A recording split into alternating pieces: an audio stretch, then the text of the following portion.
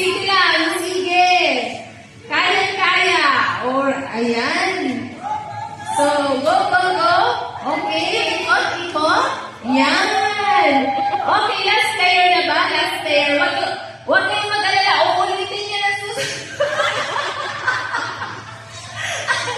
Joke lang po. Bilis! Last na po ito. Yes! Bilis! O, sumigaw! Nakaka-hallelujah yung nanalo.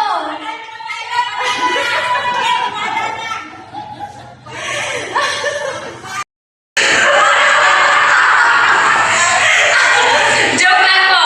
Bilis! Last na po ito. Yes! Bilis! O, sumigaw! Nakaka-hallelujah yung nanalo. Bayan! Ang bagal ng grupo. Kasi nagsama-sama ko sa inyo. Ilang ano ba to? Bali tatlo po ito eh. Tatlong ganyan? Oo. Kakataon. Okay? So sa mga kaya hindi natin ginagawa to, di ba? Kaya take the opportunity, alright? Sige po. Ulit. Pwede magpalit kung sino gusto sa unahan. Pwede magpalit kung sino sa likod. Kasi yan ang pinakapambato, yung harap at likod. Okay? Nagbalasa ang team kaliwa. Okay. Ready, set, go! Ayan. So ngayong pagkakataon ito ay alam na nila ang technique kung paano. Go, go, go! Ayan, ayan. Yun, sige, abangan na nakasunod para hindi mapalayo. Alright, go, team kaliwa! Mabuhay ang mga senior! Susay na sa akin kung papanalo yan eh. Abangan na nakasunod. Okay, sige, go, go, go, go! Ayan, ayan. May technique na, may technique. Go, go, go! Yes, yes, yes! Woo! Parang nakikinig ko pa lang. Okay. Go, Sister Lorna.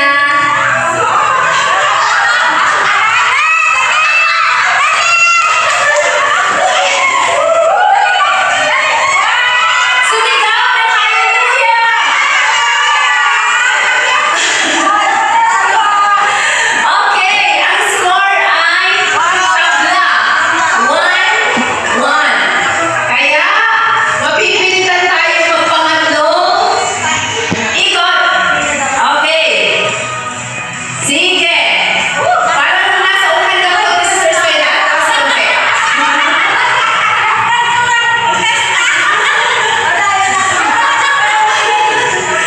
Okay, ito na, magkakaalaman na talaga kung sinong umuwi na hindi masakit ang tuhod.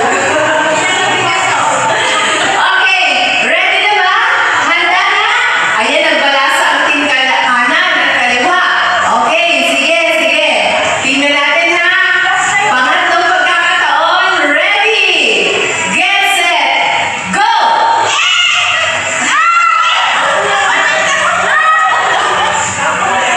Go, Sister Soy, natin yung mo ngayon. Kailan na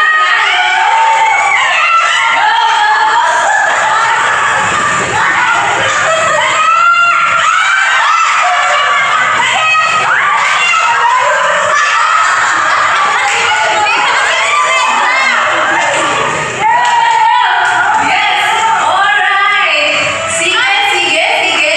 Ayan, may papreno kasi yan. Kailangan Ayan, sige po. Hallelujah. Ang ating pong pag-uusapan ngayong umaga ay patungkol sa worship. No? Ayan, true worship. Sabi po, at ang aking title, yan. Sabi, a total surrendered life to God. Sabi po sa Romans 12, chapter 12, verse 1, therefore I urge you, brethren, by the mercies of God, to present your bodies a living and holy sacrifice, acceptable to God, which is your spiritual service of worship. Sa Tagalog po, kaya nga mga kapatid, ipinamamanhid ko sa inyo Alang-alang sa mga kahabagan ng Diyos na inyong iharap ang inyong mga katawan na isang haing buhay, banal, nakaaya-aya sa Diyos, na siya niyong katampatang pagsamba. Amen. Ayan. Amen. Okay. Yan. Maraming mga tao. Sige po tayo po'y manalangin muna. Hallelujah, Jesus. Lord, salamat po, Panginoon, sa umagang ito. Salamat po, Panginoon, sa pag-iingat po, Panginoon, Lord God, sa bawat mga kananayan, Panginoon, Lord God, na ito, O Diyos, sa isang pagkakataon, Panginoon, Lord God, kami ay makapahinga sa iyong presensya, O Diyos. Salamat po, Panginoon, Lord God. Patuloy na mahayag ka, Panginoon, sa bawat mga salita. At ang banal na Espiritu, O Diyos, kung siyang magtuturo at magpapaunawa sa bawat isa sa amin, Panginoon. Ikaw, O Diyos, ang siyang makita sa aking buhay, Panginoon. Ito ang aming dalangin, Panginoon. Ikaw ay aming pinupuri at pinapasalamatan sa pangalan ni Jesus. Amen. Amen. Yan. Sabi po doon, a total surrendered life to God. Maraming mga tao ang nasa isip kapag sinabing pagsamba ay natatao sa pag-awit, pag-attend sa church, at pananalangin.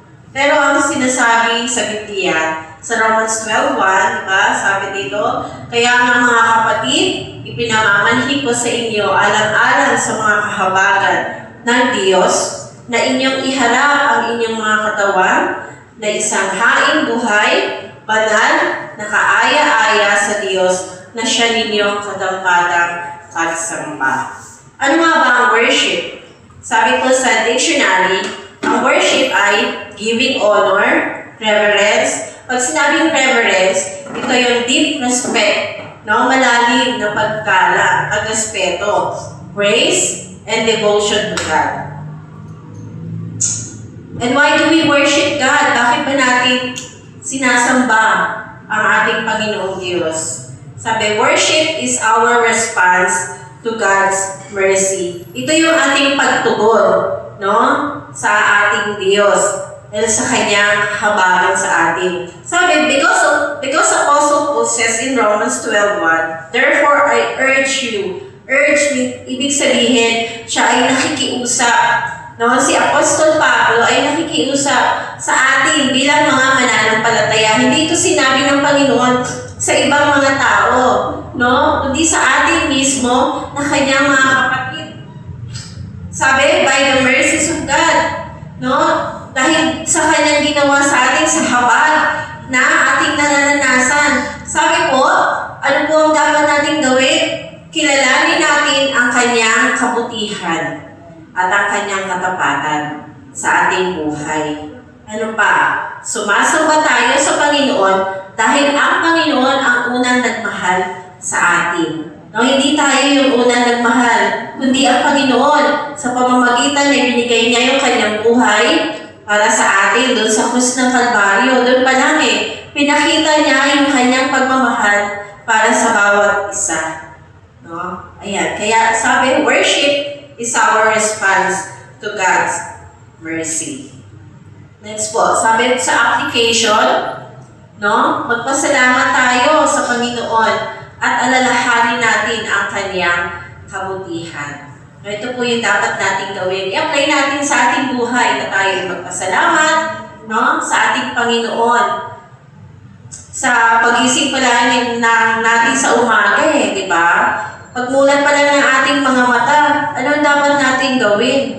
Ang magpasalamat sa Panginoon. Tapos alalahanin natin ang kanyang mga kabutihan. Ano ba yung mga kabutihan na ginawa ng Diyos sa atin? Diba marami tayong naranasan na kabutihan sa Panginoon? Amen. Yan. Lagi natin ipahayag, no? Kabutihan ng Panginoon para sa atin. And how do we worship God? Sabi ko, worship is to present ourselves as a living sacrifice. No? Ibigay natin yung ating buhay sa Panginoon. No? Hindi lamang siya doon sa sinasabi, pag nag-worship tayo, tama na yung kakanta tayo, sasabay tayo sa mga worship leader, diba? Sasabay tayo sa pagtaas ng ating mga kamay at pagdalo sa church. Sabi, worship is to present ourselves as a living sacrifice. Kasama po dito, pag sabi living sacrifice, sabi, use your body to honor God. Gamitin natin yung ating katawan, no? Para igalang natin ang ating Diyos. Ano ba yung mga parte ng katawan na meron tayo? No? Isa na yung ating bibig. No? Paano natin gagamitin ang ating bibig? Sharing. Magbabahagi ng salita ng Diyos. No? Pagpapasalamat. Di po ba? Hindi yung pagkaano pa lang, marami na yung reklamo, marami nang napupunan, marami nang binibitawan ang bibig. No? So, dapat anong gagamitin natin? Yung ating bibig na magbahagi ng salita ng Diyos. Kung dati, ginagawa natin yung ating bibig sa pakikipag-chismisan, di ba?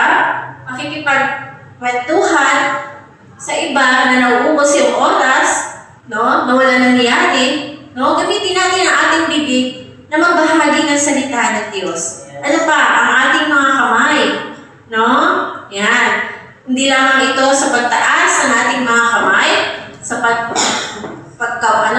pakikipagkamayan, at maaari natin gamitin ang ating kamay na umabot doon sa iba pang mga hindi nakakilala sa Panginoon. No? Ano pa? Yung ating mata. Ang mata natin maraming nakikita. No? Dito lang marami tayong nakikita. Pag lumabas pa tayo ng church, ng ating bahay, marami na tayong makikita. Tapos magkakaroon na tayo ng at susunod doon yung ating kaisipan. No? Iba na yung naiisip, puro mga negatibo. Diba? Yan di ba sabi sa yung kaisipan ni Kristo ay ating maging kaisipan. So, dapat maging positibo at hindi negatibo. Naiintindihan po. Amen. Okay po. Ano pa po? Sabi, serve others with love. Maglingkuran natin ang iba ng may pag-ibig. No? Hindi yung napipilitan lang. O dapat may pag-ibig. No? Pag ginagawa natin ang isang bagay, di po ba? Especially sa ating pamilya, di ba? Ginagawa natin ito ng may pagmamahal. No? Kasi sabihin natin, syempre, pamilya ko yun eh. Paano naman yung iba? Paano yung ibang, yung kakilala natin, yung kapitbahay natin? No? Doon sa mga tao na nais ng tulong. Kasama po dito, sabi, use your time. Gamitin natin ang ating oras, yung ating mga kaloob, no? And strength to bless people and serve the Lord. Sabi po sa Galatians chapter 5, verse 13, serve one another humbly in love. Yan, maglingkod tayo ng may pag-ibig at may kapakumbabaan. No, yung ating talento, kung meron tayong magaling magluto or masarap magluto, pwede natin bigyan yung ating neighbor. No? Especially doon sa mga tao na pag nalaman mo na wala siyang pagkain, bigyan mo siya ng pagkain. Diba? Magluto ka ng masarap.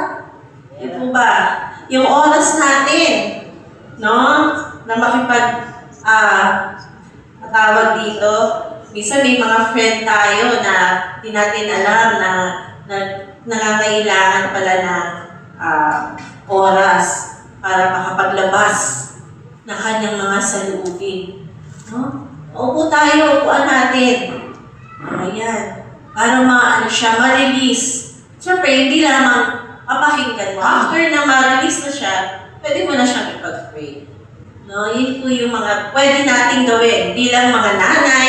No? Ayan po. Nasusundan po ba ako?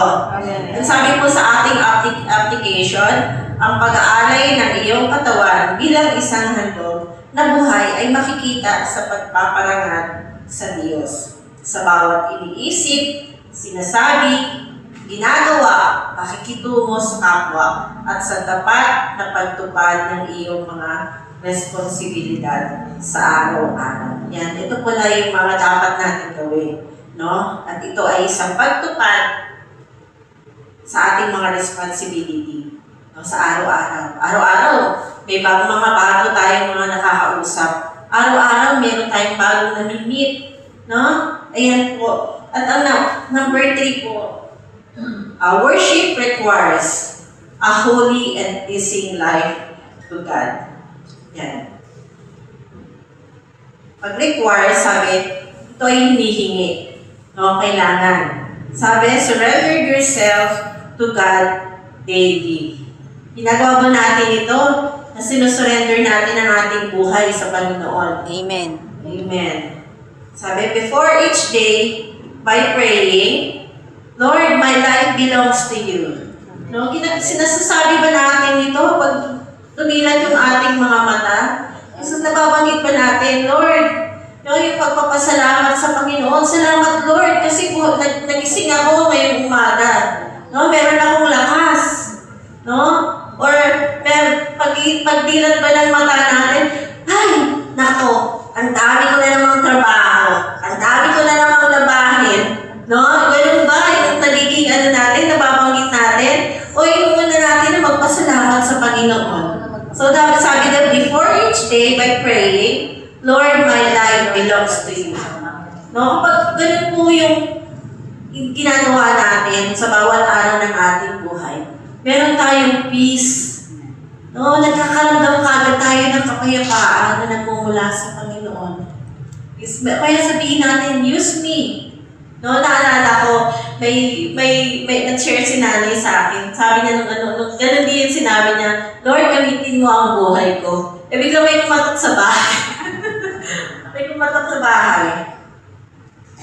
Na, nangangailangan. Tapos nakalimutan niya yung sinabi, use me. Sabi niya, alam mo, Raquel, ganito, ganyan. Tapos na lang ako kasi, siguro nakalimutan niya. Ang panalangin ko pa naman ay gamitin mo ako. Pero dito sa bagay na yun, siguro dahil na rin sa edad niya na siya ay 91 na. Pero nakakatuwa kasi dito sa bagay na yun, ganun din yung gawin natin. No? Ihanin natin sa Lord na gamitin yung ating buhay. No? Hindi lamang sa araw ng linggo, kundi sa bawat araw ng buhay na binibigay ng Diyos sa atin. Next po, obey God's word. Sabi po sa John 14:15, if you love me, you keep my commandments. No? Sinasabi ba natin, Lord, I love you? No? Pero mamaya na lang, saka na lang kung ano yung inuutos mo sa akin. No? Pero sabi, kung mahal natin ang ating Panginoon, susundin natin ang kanyang utos. No? Ano ba yung utos ng Lord sa atin? Ipahayag ang salita ng Diyos. Maging testimony para sa ibang mga tao. No? Ayan, sabi po, dun po sa ating application, mamuhay na may kadalisayan, kababaang loob, pag-ibig at katapatan. Mamuhay po tayo ng may kadalisayan, kababaang loob, especially tayo, hindi natin po Kristiyano ako. No?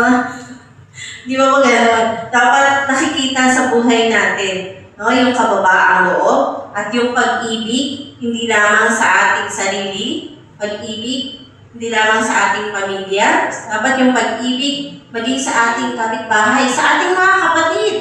No? Nakatabi ninyo. Yan. Iano natin yung ating pag-ibig na nagmumula sa Panginoon. Maging yung ating katapatan sa ating paglilingkod sa Diyos. At malapit na po ako. Saglit lang po. Malapit na po ako matapos. Next po, last po. Sabi po, this is our true worship. Ang pagsamba ay hindi lamang sa araw ng linggo natin ginagawa. It's a lifestyle. Dapat lifestyle. Yung pagsamba na ating ginagawa. Hindi lamang siya natatapos sa loob ng church. No, na uupo tayo, aatin tayo, no? Kakanta, tataas ng kamay, minsan may iiyak pa tayo, di po ba? Kasi naramdaman natin yung presensya ng Panginoon. Minsan lumuluhod tayo, di po ba? No, hindi siya doon. Nakapaikot lamang sa loob ng church. Sabi daw, ito ay lifestyle. Araw-araw. May nakakita man o wala. May nakakita man o wala, dapat ginagawa pa rin natin. Ayan. Sabi po, sa mga ginagawa natin ng pagsunod sa Panginoon at sa Kanyang salita at paglalaan ng oras para sa iba na pakinggan sa kanilang mga hinaing. No? Can become an act of worship. Sabi yung paglalaan daw ng oras. No? Minsan ba meron tayong mga nakakausap na ganyan? No? Hinahayaan natin na siya ay magsalita. No? Para mapakinggan yung kanyang mga nasa loobin. No? Ito pala yung isang act of worship. Yan. No? Huwag natin, busy ako eh. No? Especially dun sa ating mga cell member, nabigyan natin sila ng oras na baga pwede kayong mag one-on-one, pwede kayong mag-date, no? Yan. Pakinggan natin siya. Huwag natin siya tawag doon, i-criticize. Kung ano man yung merong pinagdadaanan siya. Pakinggan natin, kaya nga tayo may dalawang tenga eh. Balance siya eh. No? Pag isa lang, hindi siya balance. So dapat papakinggan natin siya. Maglalaan talaga tayo ng oras para sa ating mga kapatid. Yan. Sabi, can become an act of worship. At sabi ko sa application, araw-araw mong sambahin ang Diyos sa pamamagitan ng inyong mga salita, gawa, pakikitungo sa kapwa, at tapat na paglilingkod. Pwede ba natin itong gawin? Amen. Sa ating conclusion, okay na po ako sa ating conclusion. Sabi po, ang tunay na pagsamba ay ang pagtugon sa habag ng Diyos. Bilang mga mananampalataya o bilang mga kababaihan, pinararangalan natin ang Diyos, hindi lamang sa pamamagitan ng ating mga labi, kundi higit sa lahat sa pamamagitan ng buhay na lubos na isinuko sa Panginoon, banal at kalugod-lugod sa Kanyang paligid. Ayan po. At meron lang po akong challenge. Handa ba natin ibigay ang ating buhay para sa Panginoon, para sa tunay na pagsamba?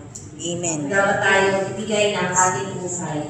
No? Or magiging half-heart, half-half, one-fourth, one-fourth. No? Dapat ibigay natin ang ating buhay para sa Panginoon. Kasi kung paano binigay ng Lord ang kanyang buhay ng buo. Ganun din tayo. Sige po, tayo po ay mananangin. Hallelujah. Hallelujah. Lord, salamat po. Salamat sa iyong mga salita. Sa iyong Panginoon, na hindi lamang aming narinig. Hindi Panginoon o Diyos. Ito yung nais mo na aming gawin sa aming tunay na pagsamba para sa iyo. Ang tunay na pagsamba, Panginoon, ay nararapat lamang na ibigay sa iyo, Panginoon, ang aming buhay, ang aming lakas, ang aming kaisipan, maging ang aming oras, Panginoon. Kaya salamat po. Patuloy na ihanda mo, Panginoon, ang aming puso, Panginoon. Sa nais mo, Panginoon, gawin para sa iyo, God. Salamat, Panginoon, Lord God, sa bawat mga nanay, Panginoon, Lord God, narinig niya. Naglaan, Panginoon, Lord God, ng oras. Naglaan ng panahon, Panginoon, Lord God. Sa iyo namin po, Panginoon, nagkakatiwala, Panginoon, Lord God, na hindi lamang, Panginoon, na matatapos ang pagsamba sa loob ng iglesia, kundi sa bawat araw, Panginoon, ng aming buhay. Salamat po, Panginoon, ikaw ay aming niluluwalhati, inutuli sa pangalan ni Kristo Jesus. Amen. Who is buhay?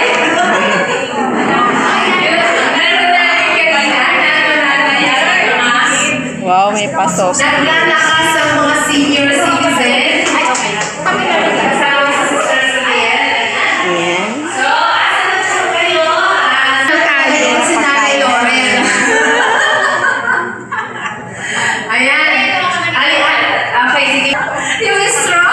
Lalo yung straw na. Dito mo tayo. Ano na, Sister Suriel? Sorry na. Ayan.